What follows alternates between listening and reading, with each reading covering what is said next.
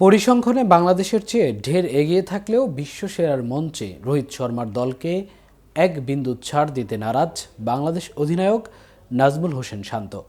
Match শুরু হবে আজ দুপুর ৩টায়, তবে তার আগেই ভারতকে কঠিন হুঁশিয়ারি দিয়ে রাখলেন বাংলাদেশ অধিনায়ক।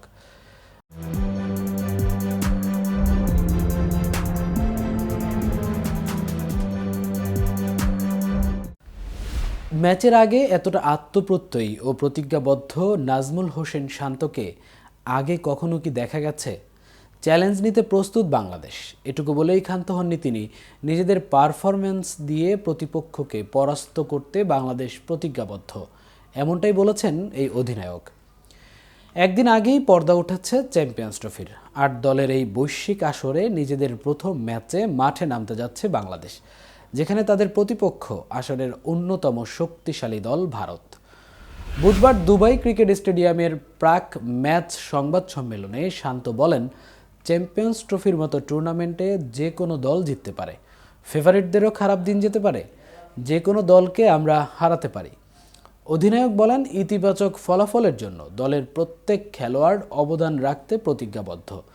ভারতের বিপক্ষে খেলা একটি বড় চ্যালেঞ্জ স্বীকার করলেও শান্ত নিজের দলের সামর্থ্যের উপর আস্থা রাখতে চান।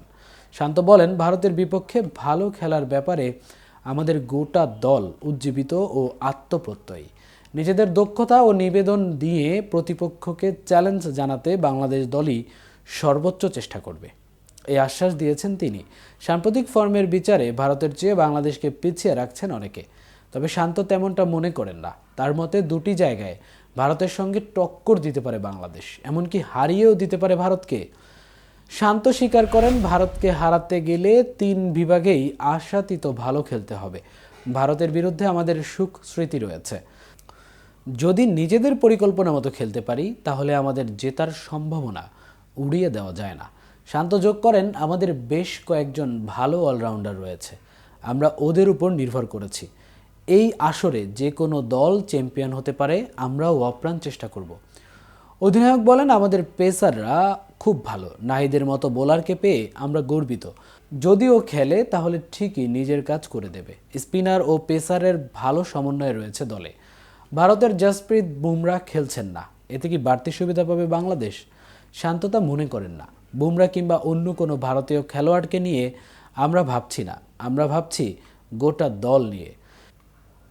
শান্ত বলেন, আমাদের এই ফরম্যাটের সঙ্গে দ্রুত মানিয়ে নিতে হবে। দুবাইয়ের পিচ পাকিস্তানের মতো দ্রুত গতির নয়, এটা একটা সুবিধা। পাশাপাশি এখানে অনেক টাইগার সমর্থককেও পাবো আমরা। উল্লেখ্য, বাংলাদেশ ভারতের পার্থক্য গড়ে দিতে পারে আসলে ব্যাটিং। বিশ্বের অন্যতম শক্তিশালী ব্যাটিং লাইন আপ নিয়ে নামবে ভারত। তাদের সঙ্গে বাংলাদেশের ব্যাটিং লাইন আপের পার্থক্য নতুন করে বলার নেই। তবু এই ভারতকে চোখে চোখ রেখে কথা বলার সামর্থ্য বাংলাদেশ যে রাখে অতীতে দেখা গেছে। আজ কতটা পারবেন সেটাই হচ্ছে প্রশ্ন।